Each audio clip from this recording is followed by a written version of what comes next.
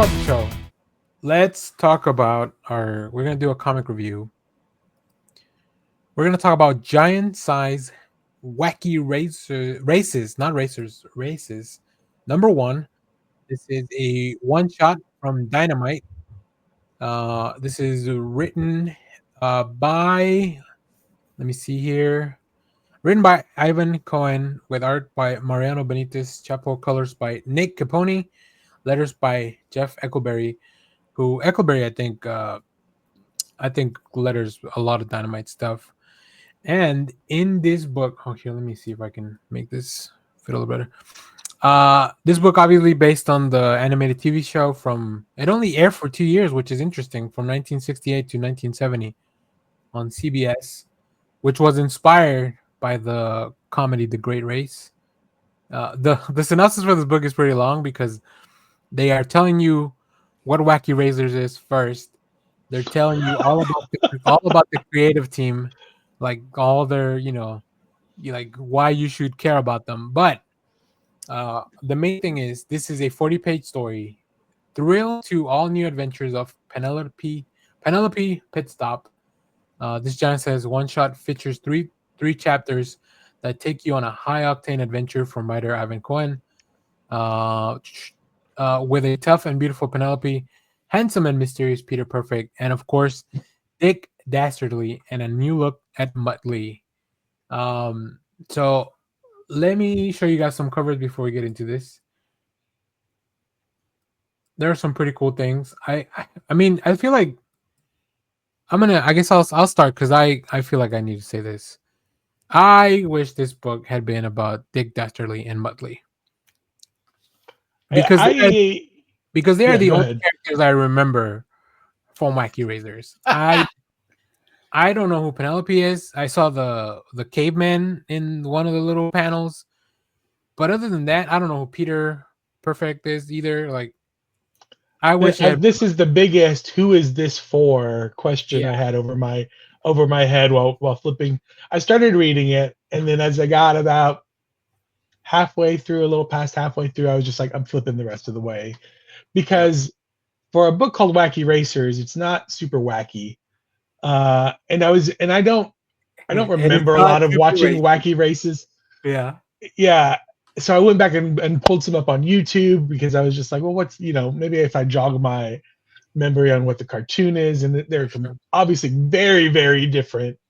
And that's when I started thinking of like, well, this is obviously the cartoon. You go back and watch the cartoon, it's obviously based on these old cross-country races that used to America used to be all about these things, these weird cars that would just make these cross-country races and about stuff. And I'm like, we don't do that anymore. They've kind of sort of tried to modernize it.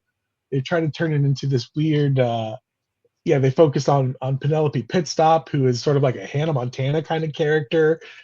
And they give everybody it's like weird dark reboot of Wacky Races. And I'm just like, why? Nobody even knows who these characters are anymore. And I guess I'm like, I understand why you could get away with being like, we're giving this kind of like complete new backstory that's kind of grounded in reality, I guess, sort of, but they're not built like that. I don't know. I didn't get it. No, I appreciate the hard effort and work they put into it, though. Yeah, Clay, what did you think of the book? I just started to flip through it. I thought the art was nice, but then it just seemed to be a Penelope Pitstop book and not really a Racers book. So I kind of just started to flip through it at that point and was just, because it seemed really long, and I was like, oh, okay, so it's a one shot, so it's giving you a lot of content, but it just was like, there's a race at the beginning and a race at the end.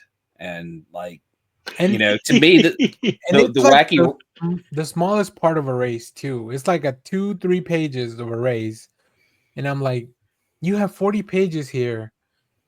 As much as I want to like the main character, like let me instead watch a full 5-6 pages of a race and don't spend 3-4 pages in a hospital or like whatever, or telling me how ad revenue works on YouTube.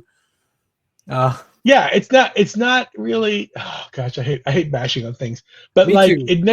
it never goes in any. Again, it never goes in. It could have been very tongue-in-cheek satire, Yeah. and I know you can do that because DC did it with like the Flintstones and Snaggletooth and or Snagglepuss, and so they rebooted those characters. They're completely different, and it's Mhm. tongue-in-cheek still, but it's it's also like uh, they do get into like some of the like with the Flintstones, some of the stuff like it's about post-traumatic war stuff and things like that. But it's still very, it's not lighthearted, but it's still, I don't know. This thing doesn't, they don't have fun with it at all. Like there's no, Yeah, it should again, definitely be fun above all, and I didn't get the vibe, so that I just started flipping through it because I was like, well, the art's nice, but like I didn't want to commit to reading about like Penelope Pitstop because to me, this book seems like a perfect Gen X reboot, like we would be the kids who saw it as,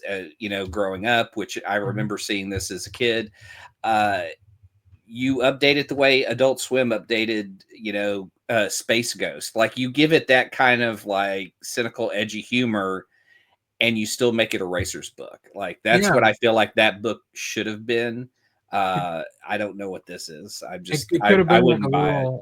a little Talladega Nights, where like the razors are they're exactly, wacky in a exactly. different way, or like I said, or just make it more about Dick Dastardly, like going through all this, or even show me how the cool car gets put together. The cool car gets blown up in the at the beginning, and then we don't ever see it again until the end again. And then like um, I also think it's really. I think there's a panel where Peter like chooses to sponsor Penelope, but not really sponsor, but sends her money, and it's only like $5,000. I'm like, is that it? Like, is that all? That doesn't feel like a lot. You just spent 3 pages Like, telling me in the how car? expensive everything was going to be, and it's like here's Yeah, yeah. $5,000. And then it goes in a direction at the end. I'm not gonna spoil the end, but like where it's not even about the like Peter Perfect's goal's not even about the races. And then it was like, is there more to this? And then I realized that it's a one shot, and I was like, oh, I guess it's not. I guess that's it. So It feels like if we sell enough, then maybe we can flip it into a maybe, series or a yeah, mini or something like that. But I just don't. It didn't hook me. It doesn't. Yeah, yeah. there's nothing. It Yeah, was and not the see, one that I was they had expecting. tried to reboot it 10 years ago. I looked this up, and there was a Future Quest run of DC books where they did the Flintstones book back then. There was Yep. a Wacky Raceland book that was a post-apocalyptic take on the Wacky Racers cartoon. But the cool part of it is that the vehicle designs were from the guy who did the vehicle designs for Mad Max Fury Road. Oh, So cool. take this and those vehicles and look, what if they were redesigned by a post-apocalyptic designer, and you had that reboot, which seems way more interesting than this. Yeah, and Yeah, I although I think the art's pretty good here, I don't know that it fits the tone that I would have wanted for a book like this. Like, get somebody that does very stylized art, or like something that looks a little bit different, or somebody that can really make it look like the cartoons if that's what you want to do. But I don't yeah, think definitely. they just got somebody that has a very good comic book house style that makes it look a little bit more like a superhero book, even though there's really no superhero shenanigans happening. Yeah. Just to recommend a different book that has like a lot of cars in it, Death and Glory by Rick Remender and Oh yeah, yeah. Bingle. Bingle does incredible car work and should definitely be at the top of anyone's list who's doing a car type book.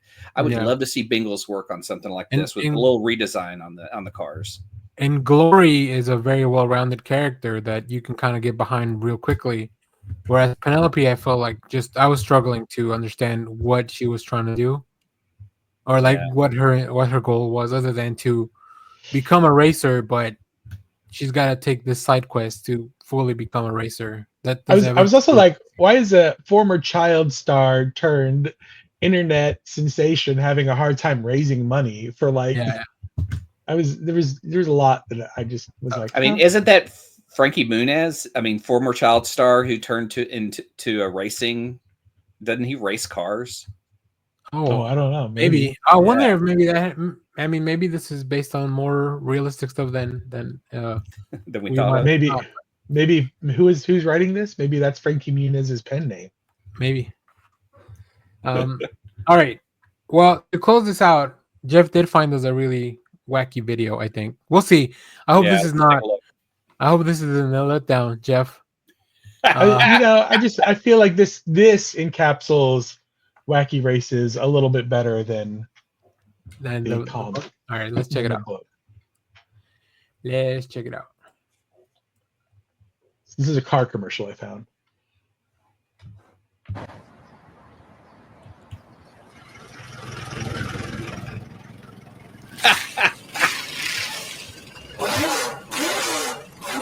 Oh yeah, there was this guy. Oh, there's the guy from the book. That's Penelope.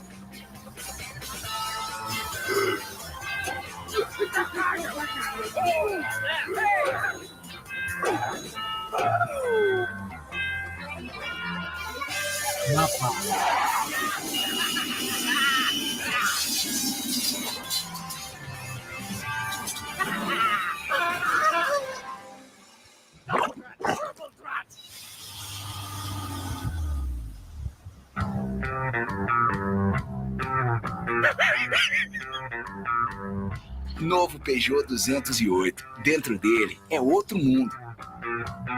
Peugeot. That was There it is. Oh, wow, that was cool. That was I think that was Portuguese. Oh yeah, Was it? Yeah, I think so. It sounded like Portuguese. it's probably some car that cost $7,000. Who knew That was Wacky fun. Racers were big overseas? Yeah. Who So- knew? I needed more Dick Dastardly or any of the other characters, like the ones that have all the bats flying around. Yes. Yeah. So It's such a, because you go back and watch the cartoon, it's such a, I mean, there's not much of the cartoon either. It's just, but no, it's just like they all find a way to blow themselves up every time, and yeah, I mean, there was hardly any and of that in this. It's Dick just like a Dastardly weird- never wins. That's all there is to it. And then this book opens with him winning the race. So, This is part of that apocalypse universe. well, there you have it. That's our show. And we don't like to rag on books, but I feel like sometimes we just got to tell you how we really feel about them. Yeah. I want to be this would honest. this would be a book I would want to pick up based on the content, but like inside, like it just is kind of a bummer. It's just not Right. fun. Right.